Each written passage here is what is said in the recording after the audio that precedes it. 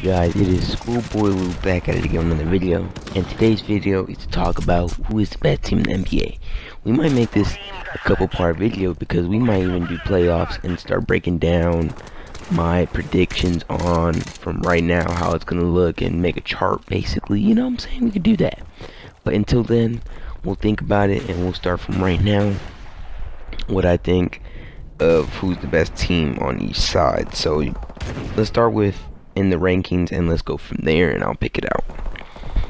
You got number 1 Cavaliers 13-13. I think they're definitely the best team in the East. Obviously, let's just say how it is. They're the best team in the East. They're there 10 levels ahead everybody else, and then everybody else is right in below them.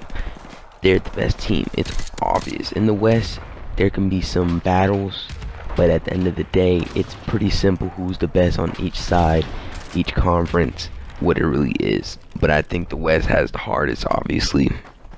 Number 2, you got the Raptors 11-6. Now look, the Raptors, I feel like they're just a regular season team. They've improved it year to year. Last year they had a big go in. I think this year is DeMar DeRozan's year. He's been balling straight out.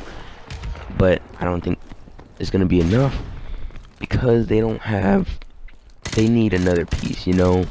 They need that one other guy that gives them enough to just go over Kyle and DeMar. I don't think it's gonna be enough because Valanciunas is not the guy that they think he is at times, and I think that really brings them down. Number 3 is the Bulls 10-6. The Bulls, they're kind of playing to the expectation I didn't expect them to play. They're playing at a higher expectation than I thought they would, but I don't think it's gonna last that long.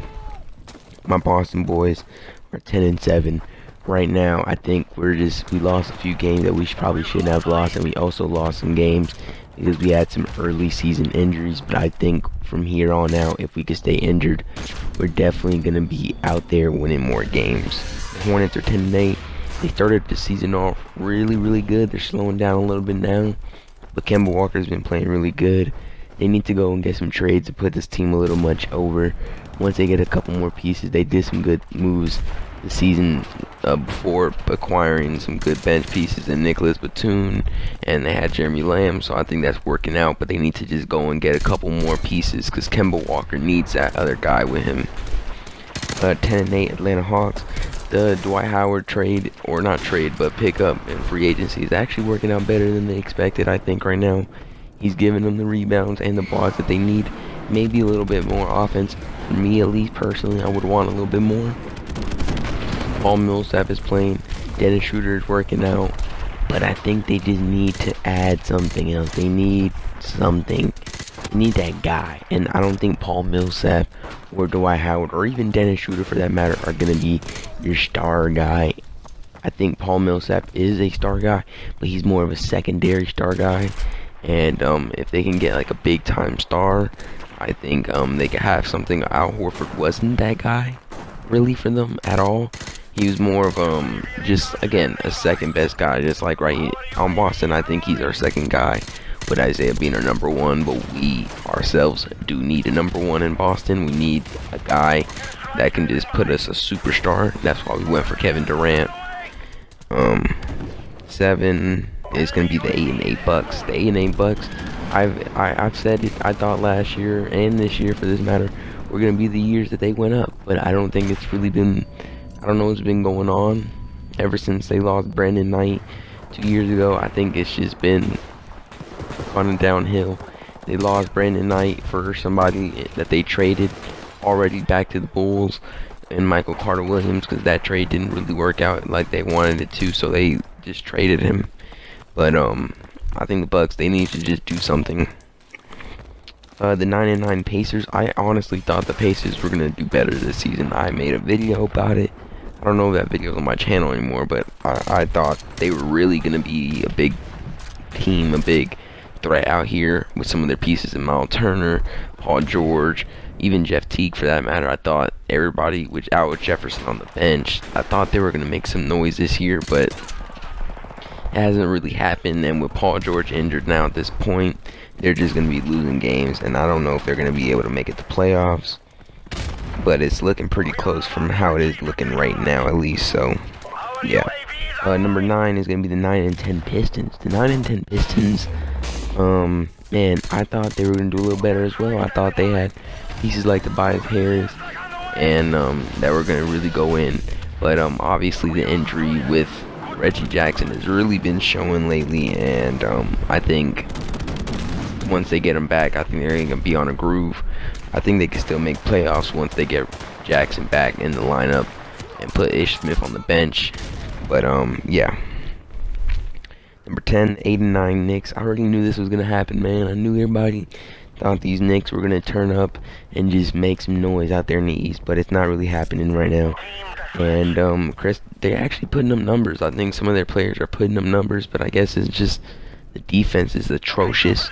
They need to make some big trades for the bench, pick up some free agents, start getting some players going on that bench, because they got no talent there, and it's really affecting them. And their defense is not all that great either. Derrick Rose is not playing bad. Kristaps Porzingis is not playing bad, but they just don't have a big time bench and a big time defense, so it's really hurting them. 11 is 7 and 11 Magic. Get it? 7, 11, 11. Okay, yeah. So they got the Magic, and the Magic, I feel like they're a weird team, man. They got some talent, but they got all the talent in the wrong places. This offseason, mind you, they have a star center. They re-signed another star center, or not re-signed, but signed in the free agency. Not a star center, but a good big center in Bismack Biyombo. They also signed whatchamacallit, Serge Ibaka, and they signed Jeff Green. They signed some weird pieces when they already had some pieces to work with in the first place, and now at this time it's becoming weird because now Vooch is benched he's on the bench. So now what are you doing here? I think what they need to do is go and find them some talent with Vooch, get you some picks, maybe get you even a player for him to put him over, and see what they could do with that. It was real weird. They traded Tobias Harris, and then they're gonna re-sign the center, or not a center, but a small forward and Jeff Green. So why did you make the trade then at the first place? So there's a lot of weird things with that, and I think they just need to trade Vooch, get something for him, and I'm guessing just go in a little bit more rebuilding for a little more younger age, I'm guessing, which I don't know, it doesn't make sense, but whatever. 6 and 10 Wizards. I don't get it, man. The Wizards, they got John Wall, they got Bradley Beal, and they're both putting up numbers. And then you got Morris, which he's not playing bad either. And you got Otto Porter, he's playing well, but they're not winning games. I can't really tell you why, but something needs to happen over there, because it's just going bad for them. 5 and 12. Everybody kind of predicted that this would happen. They got too many young guys with no what is it? No wisdom. I said wisdom.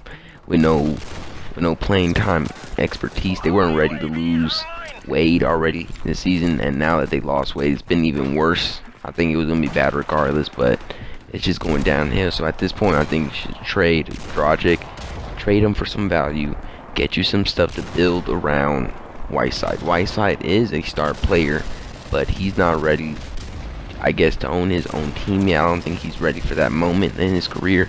So I think you gotta just trade him for whatever you can get now. The Nets are 5 and 12, and I think with the Nets, you gotta do it this season. I think it's the season. Do it. Trade Brook Lopez. Get yourself some picks. You got no picks, by the way, because you traded him to Boston. Get you some stuff. Go ahead and get some value with Brook Lopez. You got some young talent to build around with Kilpatrick. He's very good. He's playing good. Take your bets on him. With trade Brook, get you some stuff, you know, and get a couple pieces going. You guys lost a lot of pieces last year in the off season, so you gotta try to get that back. Just go straight back into rebuilding stage. Don't try to be rebuild now. Just start completely over. You got some other talent that you can work with here. So yeah, all right. And the 76ers 4-14 again. This is another team that needs to just do it.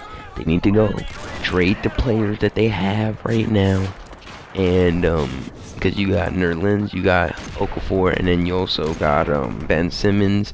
you got a lot of bigs. Also Joel Embiid, you got a lot of bigs here now. I guess Ben Simmons is not a power forward. I mean, he's not a center, but yeah. You just got too many pieces here that you got in the big area. You gotta go and just trade those bigs and get something, you know, like some guards or some small forwards and stuff like that. So yeah, I'm kind of all over the place right now. I'm kind of tired. It's kind of late. I'm making this video for tomorrow, but yeah, that's gonna be it for this video. Comment down below your opinions, and please like, comment, and subscribe for more videos. Bye.